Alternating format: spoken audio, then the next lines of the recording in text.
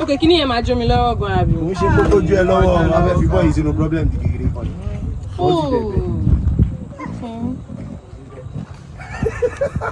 Oh, there should be any one there as only. You have not had any. Only. Daddy to buy me some roll-on. Or roll-on to one more coming. So when we had this seasoning? What? When we had this seasoning? Yeah, it's lonely. I'm going to show you. We'll show you. Could I get my joy? It is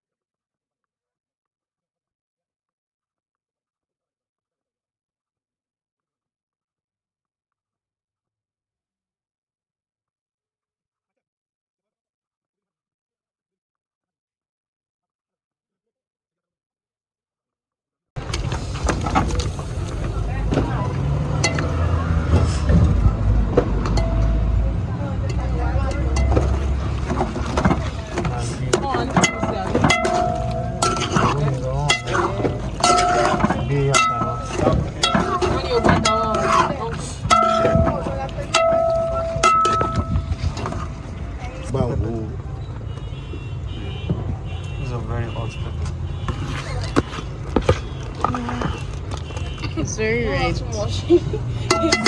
Not too much. I don't think it's too much. It's called Asuun. Come on. It's meant to be spicy. For everything.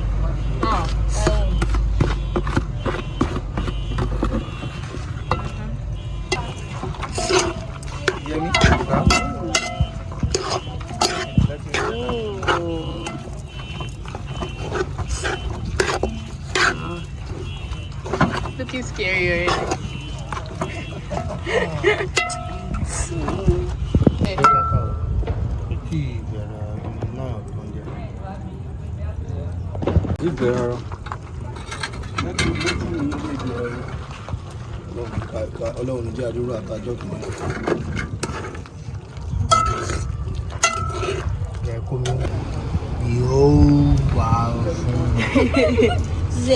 Asuun say.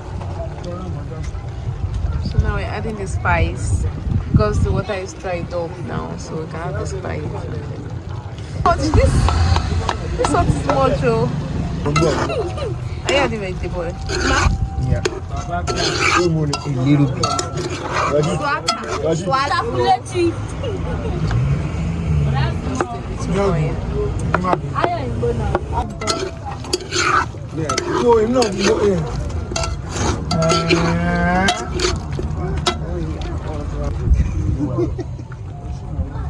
Yeah, more lady. Okay, let's open it for the last time. And I hope this is the last time we'll be opening it because, come on. Since morning. This thing has stayed on fire for like almost an hour. Through the smoking. Oh, it's already getting warm. So I think it's dried, like completely dried now. I think this is nice.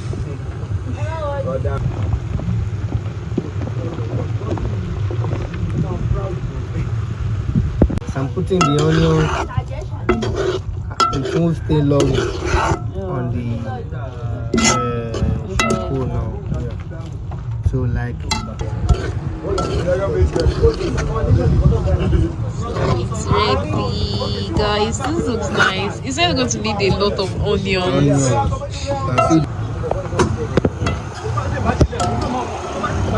Oh yeah. Answer my question, my brother. I want. It's ready. It's ready.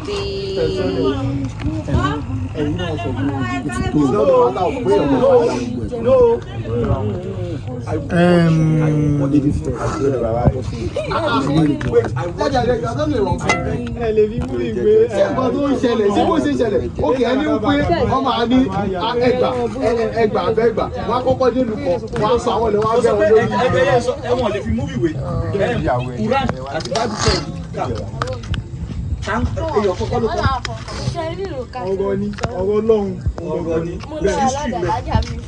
ọ̀rọ̀ náà ní history yẹn. Ọ̀rọ̀ tó máa sọ nípa history yẹn. Ẹ̀yin ló sọ nípa history. Ẹ̀rọ máa fi fíìmù gbọ́.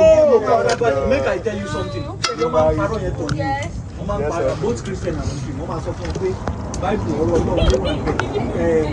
Quran ọ̀rọ̀ náà. Let me tell you something. Then ẹnìkan ṣe kí ni? Màá yọ mẹ́ǹkì sílẹ̀. Are you getting it? So, if people are going through that, if they are fighting through, are you getting it?